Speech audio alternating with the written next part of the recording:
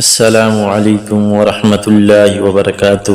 سامعین کرام، اور اللہ عز و جل کا یہ فرمان، انا اوحینا الیک کما اوحینا الی نوح والنبیین من بعدہ، ہم نے بلا شبہ اے محمد صلی اللہ علیہ وسلم آپ کی طرف وحی کا نزول اسی طرح کیا ہے جس طرح حضرت نوح علیہ السلام اور ان کے بعد آنے والے تمام نبیوں کی طرف کیا تھا۔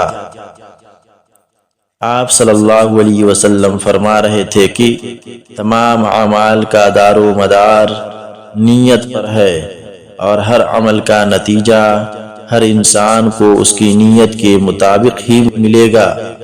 پس جس کی ہجرت ترک وطن اور دولت دنیا حاصل کرنے کے لیے ہو یا کسی عورت سے شادی کی غرض سے ہو، پس اس کی ہجرت انہی چیزوں کے لیے ہوگی جن کے حاصل کرنے کی نیت سے اس نے ہجرت کی ہے۔ رواہ البخاری، حدیث نمبر 1۔